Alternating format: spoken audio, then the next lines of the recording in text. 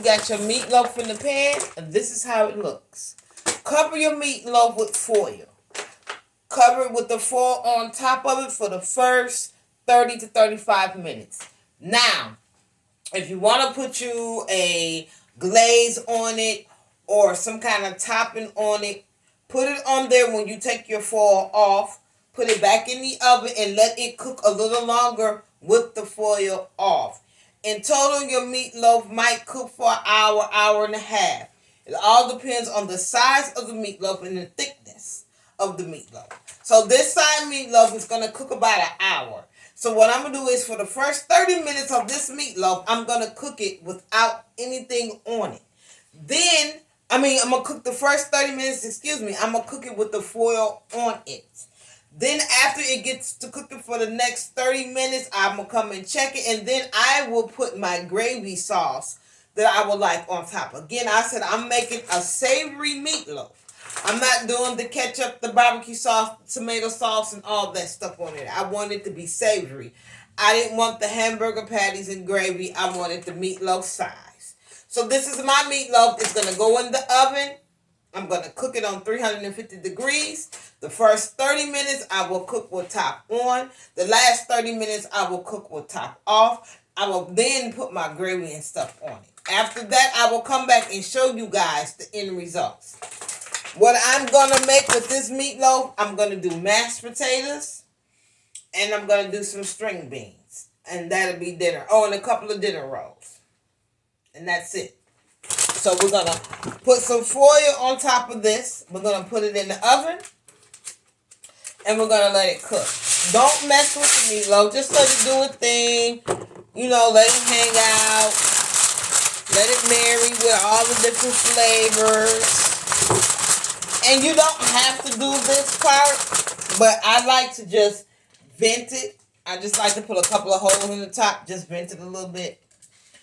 And I'm going to put the meatloaf on this pan. Just in case anything leaks, spills, I don't want it to get on my stove. And my meatloaf is ready to go in.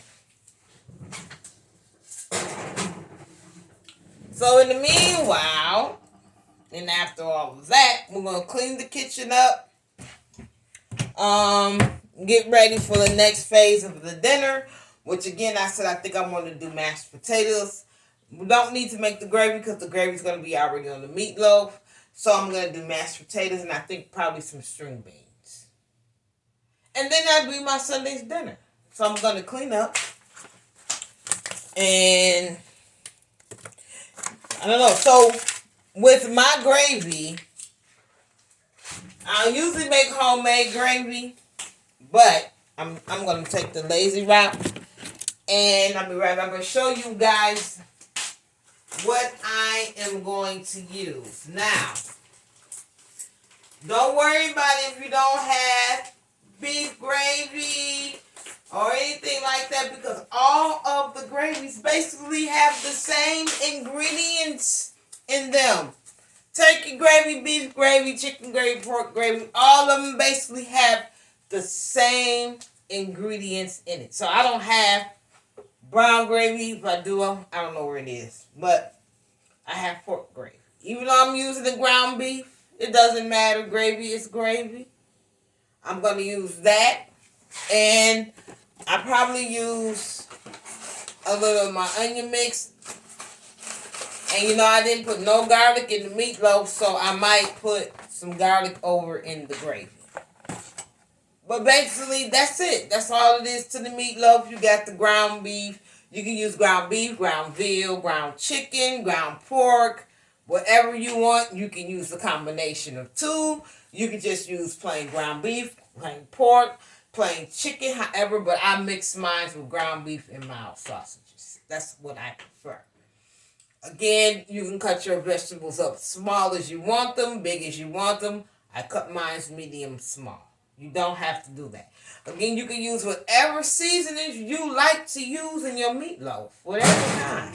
So my seasonings was onion soup mix, meatloaf, and mushroom gravy I mixed in there with 2 eggs, breadcrumbs. Again, if you don't have breadcrumbs, you can use saltine crackers. You can use Ritz crackers.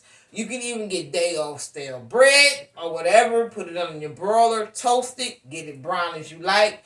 Crumble it up, fine it up, grind it up however you like. Put everything in the bowl, mix it together. Add your eggs, mix it real well. Get your pan, form your meatloaf however you want it to be formed, however you want to. Remember, when you're cooking this meatloaf, it is going to shrink. The meatloaf is going to shrink. So, you can cook it however you want. This your meatloaf. You just do it the way you like it in your desired taste. But those are the things that I like to use in my meatloaf. Again, you can top your meatloaf with ketchup, tomato sauce, barbecue sauce. You can use a combination of both. Make a glaze, put it on top, put it in the oven, and cook it. That's it. So, you guys, stay tuned for the end results of my meatloaf, mashed potatoes, and string bean dinner. And yes, I'm going to have 2 dinner rolls probably on the side.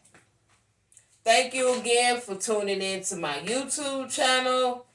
Subscribe, like, share it out. It'd be greatly appreciated. Bye.